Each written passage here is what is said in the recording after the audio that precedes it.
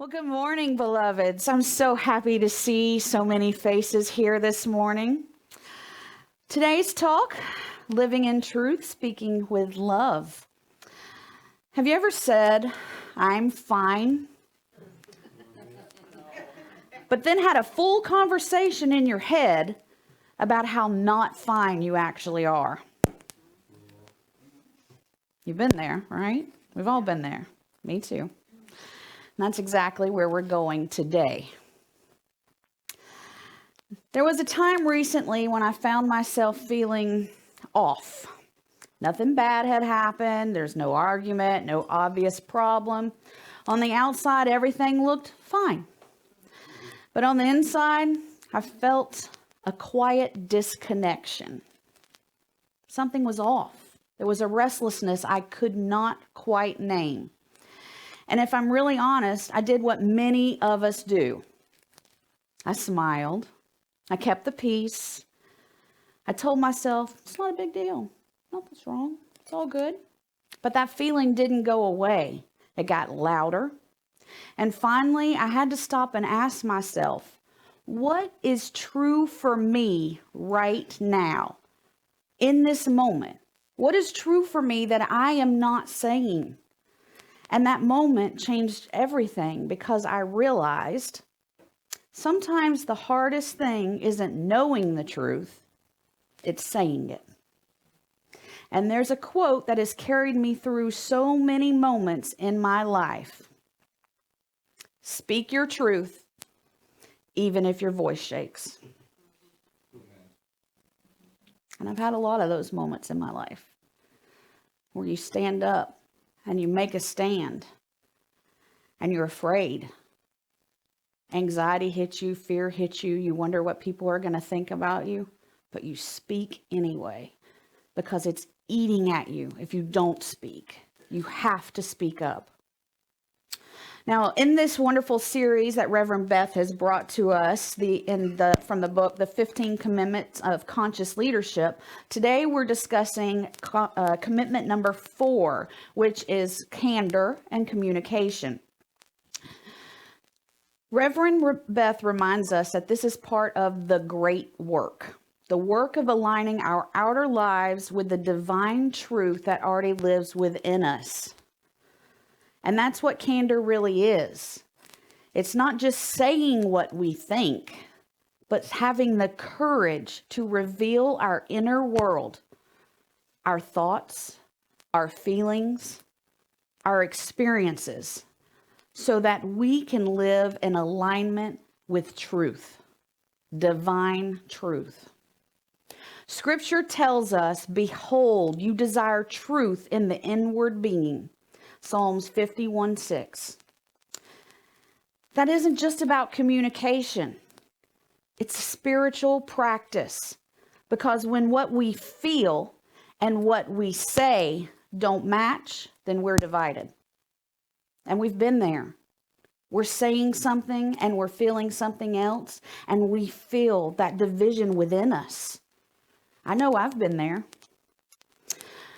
Our Unity co-founder, Charles Fillmore, said, truth is not something we invent, it is something we reveal.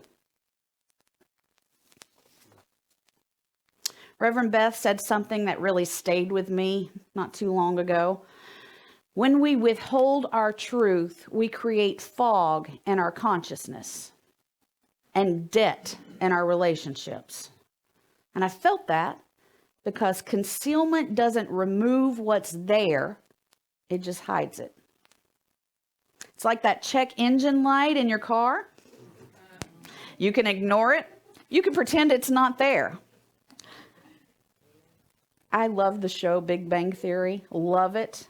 Penny drives around all the time with her check engine light on. And every time Sheldon gets in the car with her, he points out that the check engine light is on. And she says, I just hope it'll disappear someday. I just pretend it's not there. How many of us have tried to ignore that light? Pretend it's not there. Hope it goes away. But it's not the problem. That engine light's not the problem. It's the information. It's telling us what's wrong. It's telling us to look deeper, to investigate.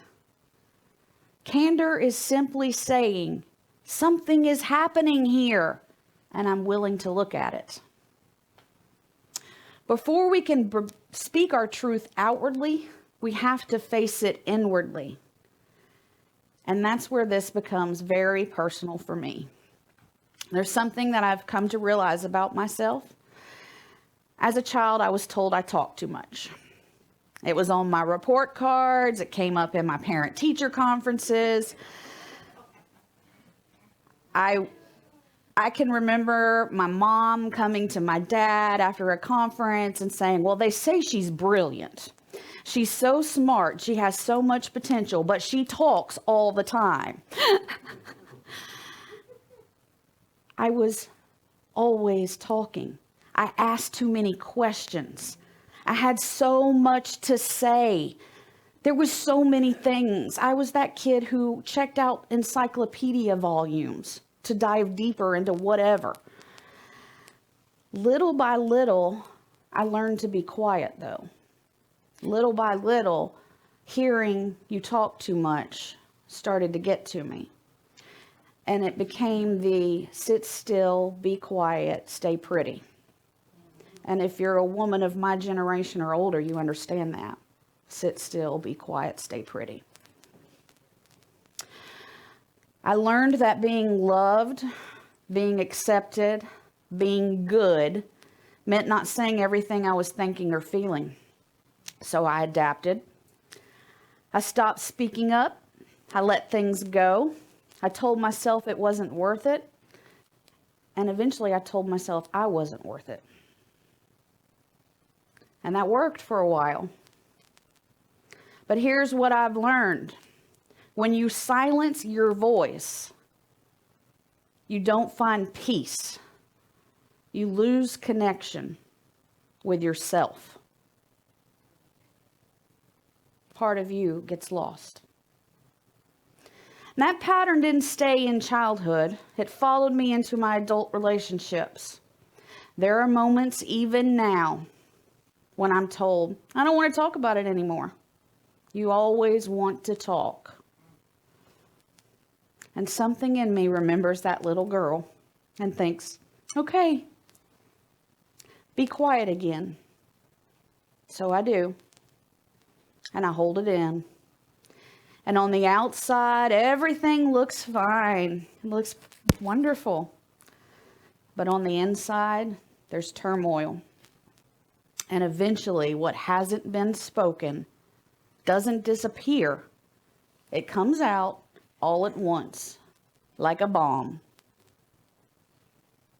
And maybe you've had a moment like that too, where you've held things in for so long that when it finally comes out, it's destructive.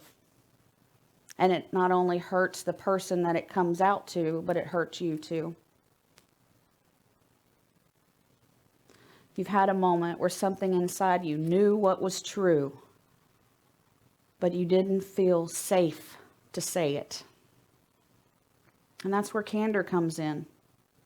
And that's when something clicked for me. Candor isn't just communication. It's healing. It's clearing the fog. It's releasing the pressure. It's keeping you from having those bombs. It's coming back into alignment with truth. I'm not learning how to talk more. I don't need any help in that. I'm learning how to stop abandoning myself. And I want you to learn that as well.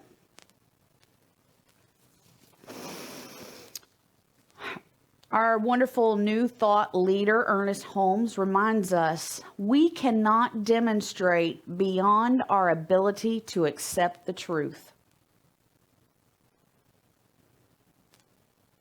We cannot demonstrate beyond our ability to accept the truth. So if we're demonstrating something that is not our truth, then we are not in alignment. We are not living our truth. We are living falsehood. We are living in shadows. When we are not aligned, we feel it. We know it. It settles in us. It makes us lose sleep at night. It makes us unable to eat. It comes out in our work, in our play. It comes out in our interactions, in our relationships. When we are not aligned with our truth, it shows up. It shows up in a lot of places. Sometimes for me, it shows up on the road. Get out of my way. We think if I say what's true, I might lose this relationship. But often, candor is what makes real relationship possible. Because it says, here is what's true for me. And there's another truth that really struck me. When we withhold, we think we're protecting the other person, but often we're just avoiding discomfort. And in doing that, we lose connection with them and we lose connection with ourselves. Candor is not you always, you never. Candor is I feel, I notice, I need. Ephesians 4:15 says, speak the truth in love. Candor is like opening a window in a room that's gotten stuffy. At first, it's uncomfortable, but then fresh air comes in. And I hope y'all have all had this wonderful spring air coming into your house recently, because it helps you breathe again. And that fresh air helps us breathe again. I experienced this just a few days ago after a 7-hour flight. The plane was so stuffy. It was miserable. It stunk.